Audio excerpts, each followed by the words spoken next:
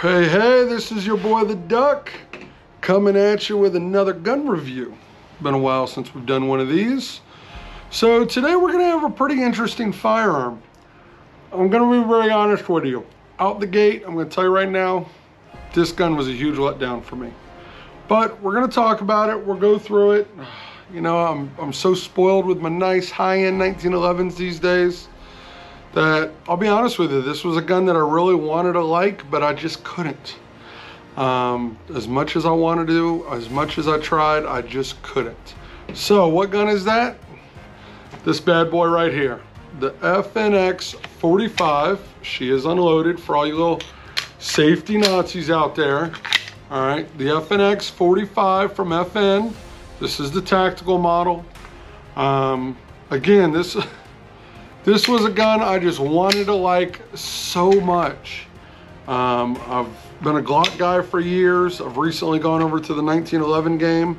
And I'll be honest with you, I kind of saw this as a 1911 and a Glock had a baby and maybe this would be it. But I'll be honest with you, it was very disappointing. So first off, let's go over the specs and then we'll talk about why I wasn't a huge fan of this bad boy. And enjoy our new little turntable that's going to show you the nice gun. Enjoy while I talk about the specs. So what do we have? We have a FNX 45 tactical. This is a full-size double action single action semi-automatic handgun, chambered in 45 ACP. Good old God's caliber. Has a polymer frame with a stainless steel slide with a matte black finish. Comes with a cold hammer forged threaded barrel. It is cut for a red dot and comes with several different plates for the different footprints. Comes with all that included, which is nice. Does have a rail for a light. While we were at the range, we ran it with a TLR1 on it. But I don't have a light on it currently, and I'll talk why here in a minute. It does have a frame mounted safety decocker, which again kind of gave it that, you know, concept of having a safety, which I thought I would like with the 1911 concept, but again, we'll talk more about that here in a moment. And then it does come in a nice little nylon bag with two 15-round magazines. Again, comes with those plates for all the different red dot mounts, as well as it comes with two other back straps. So if you want to make it smaller or bigger grip for your hand, you can make it to you. So what happened here? Well, you know what? Before we talk about that, let's go to the range. Let's show you guys some shooting this bad boy. We'll see how it did, because it did perform. But let's show you some range footage, and then we'll come back and we'll talk about what I liked, and unfortunately, more so what I didn't like. So let's go to the range. We'll be right back. Hey, your boy the Duck, coming at you with our 5-shot groupings for the wonderful review that hopefully you're enjoying. All right, so what are we shooting? We are shooting the FNX 45. All right, I've already been warming up with this a little bit today. I got to admit, I'm not impressed. We'll see what kind of 5-shot groups we get with it. We'll see how it goes. It's a very clunky gun. So, but let's shoot it. We'll talk about that in the review. Hopefully I'm giving you guys some good information. So let's get this bad boy loaded up and see how we do here. All right.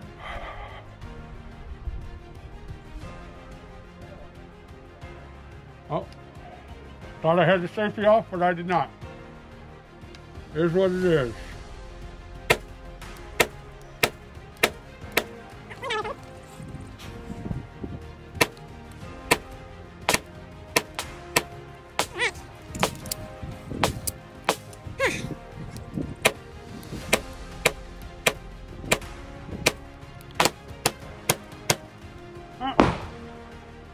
Sped up a little bit there at the end, and that was not a good call. Got a little cocky with her. Let's see how she did. So, I mean, realistically, the gun's accurate. Especially having that red dot on it. I have not been running a lot of red dots lately. It's awkward. This red dot is blocked, and I'm sure I'll talk about this in the review, is blocked by those suppressor height sights because the red dot rides so low. So it's actually kind of a pain to track that red dot. But as you see, I mean, she accurate. She can do what she needs to do. That last one I sped up a little bit. I was getting a little cocky with it after that grip. But hopefully you guys are enjoying the review, and we'll get back to the classroom and we'll keep on talking about this bad boy. Hope you're enjoying.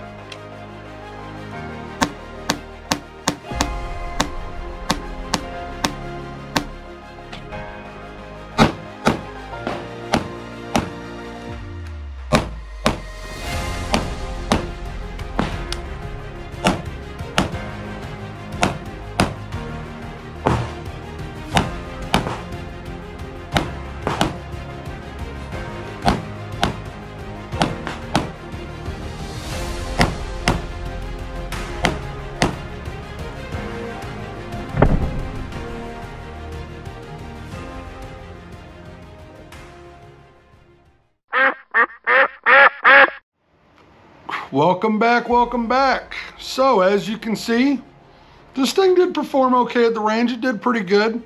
So let's start off with the pros. I will say this thing is accurate. All right, she's a tack driver.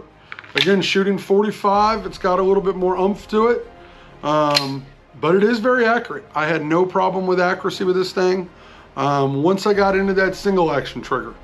I will say I personally, and this is a training thing, this isn't really a knock on the gun, but I personally don't shoot a lot of double action, single action. So I will say that double action trigger kind of whooped on me a little bit. You'll see where I had a couple rounds that kind of dipped when I had on that double action. And that's just a training thing. That's not the gun's fault, that's my fault, and I'll own that. But was reliable, had no malfunctions with it. I did have one failure to lock open, but I do feel that was on me, just having that nice high grip on the gun. Again, I'm used to running those safeties on a 1911, so kind of the safety's a little further back, so where the tip of my thumb is kind of rides right where that slide catch would be, or slide release, whatever you want to call the dang thing. So I do think it could have been me on that. But it only happened once, and it did happen on one of my aftermarket Pro Mags. So it could have been the mag as well, but never happened again, never had a problem with it throughout the day. Reloads, I will say this thing does have a nice slick mag well. I don't know what they do, the plastic on the inside of this bad boy, but she is slick. All right, so when you put those metal mags in there, I mean, as you can see, they just freely drop out nice and smooth. This thing runs smooth.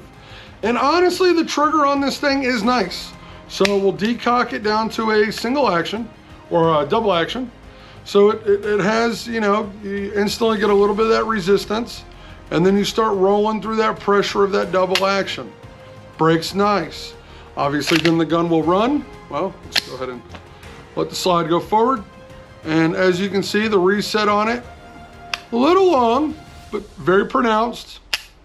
And then nice light single action trigger. If I could have this as just a single action only, I think I would love it. But I'll be honest with you, that single action, double action is just not something I'm not a fan of. The more and more I'm getting into 1911s, and I also have some 2011s coming now, I'm becoming a trigger snob with them single action triggers. I will admit that all day long. So let's talk about the cons. So single action, double action, that was the thing for me. I really don't want to knock that as a con on the gun. She's heavy. This is a thick girl. And when I say thick, I mean thick. She is very top heavy. Now, again, we're holding 15 rounds. All right, big old 15 rounds of 45. So that's heavy. She's got weight. So fully loaded, this is a very heavy gun.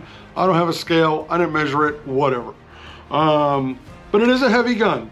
But with that being said, it really does manage that 45 good, so that's not too bad. But once you start getting lower in the round count, and you do have, like, even right now with an empty mag, obviously I'm not going to shoot it with an empty mag, but say I did get 5 rounds or less, it gets real off balance real quick. So yeah, that having this big chunky slide on it and that light polymer frame, she gets real off balance, but it is what it is. Now, one of my biggest gripes with this gun, I know I have not been running a lot of red dots lately, and you don't see a red dot on this gun now. In the range footage, you did see a red dot on it. I have decided I'm going to sell this bad boy, so I'm actually shooting this video the day before I'm going to take it to the range and see what I can maybe trade it towards, because I was disappointed with it. The red dot sight sits, they did a great job of it sitting nice and low, and of course it has these freaking suppressor height iron sights. I had an RMR on this, and I'm telling you right now, half of my window was blocked by these suppressor height sights. If I was to have decided to keep this, I definitely would have swapped out the sights to regular height sights, which I know then I wouldn't have coat witness. And I'll be honest with you, it wouldn't have even bothered me to take them off. Another discussion for another day, but I'm at a point now, you know, we've got past running backup irons on ARs, unless you're law enforcement or military. Why we're not doing the same thing with handguns, I have no idea. I think we're at a point now that red dots have got reliable enough that we really don't need the backup sights, but again, that's another discussion for another day. If you want me to do a video on that, comment below. I'll be more than happy to do a video on that bad boy, and we'll talk about that. The other issue that I had with it, talking about the red dots, the plate that it comes with from FN, it leaves a gap on the front and back, which to me, just my OCD, just aesthetically, it looked bad. So I did get the C&H Precision plate for it, and that filled the gaps. That might have led to kind of why I was riding maybe a little bit lower. But even with the regular plates on it, I still had the same issue. Because this is a gun I've had for about 2 years now. I ran a couple rounds through it, and then I kind of forgot about it, to be honest with you. It kind of sat in the safe. And then, of course, now that we've been doing videos, I decided to break out something different from a 1911. I'm waiting on a couple Nighthawks and stuff to still come in, and some other stuff. So stay tuned, because we're gonna have some fun stuff coming. But because of that, I broke this bad boy out, decided to run it, and I gotta say, you know, I only shot it before at a range, just doing accuracy on it. And she runs good as an accuracy gun, but I'll be honest with you, to run it through drills and stuff like that, I had a lot of issues with it. The other issue I had with it is the safety on this is so loose. I mean, it's not like on a 1911 where it's more just pronounced. And then also with it having that decocker, I kept on decocking it in the middle of the drills. Because from shooting a 1911, I would keep my thumb on that safety, and I kept on under recoil decocking it, and it was giving me issues. I would think I was running a single action, and the next thing I know, I'm running a double action again.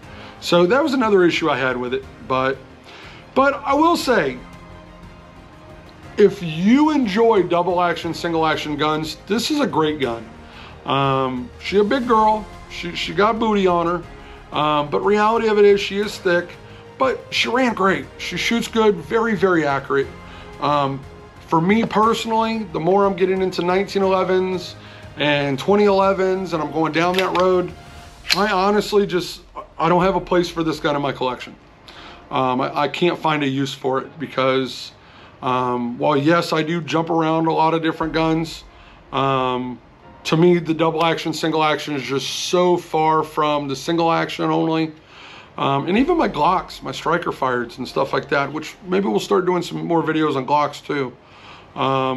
Should have, I think, my Glock 21 video coming soon as well.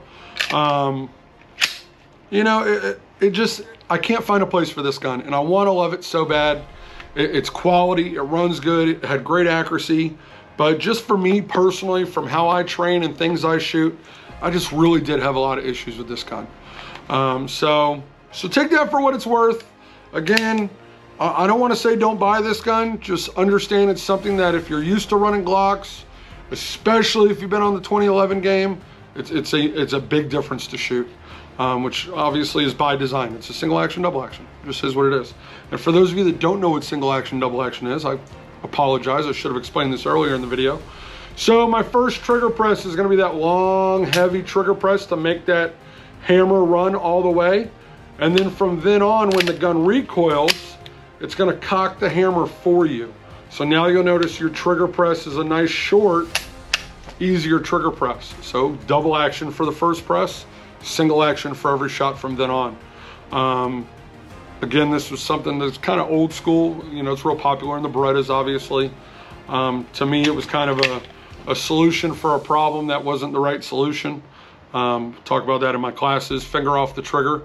Keeps you from doing the negligent discharge while you need a long, heavy trigger press to commit to a gunfight. I don't know why, but some people are all about it. So again, find what works for you. So, hope you guys enjoyed this video. I think I've rambled on long enough. It kind of broke my heart. Again, that's probably why I'm rambling, that I didn't want to, I wanted to love this gun so bad, I really did. But I am going to be getting rid of her. Taking her to the shop tomorrow. I'm going to see what I can trade it towards. That hopefully will turn into another good video for you guys. So, hope you guys enjoyed. This is your boy, the Duck. Again, if you're in the Central Florida area and you have any needs for a concealed class, we're still doing classes, even with the new laws passing. We do security training, CPR, all the fun stuff, firearm transfers. So if you find a good deal on this bad boy online and you need it transferred, reach out, have it sent to us. We'll take care of you. Otherwise, like us, hate us, rate us on all the socials. And otherwise, be safe, and we'll see you in the next video. Take care. This is your boy, the Duck. Quack, quack.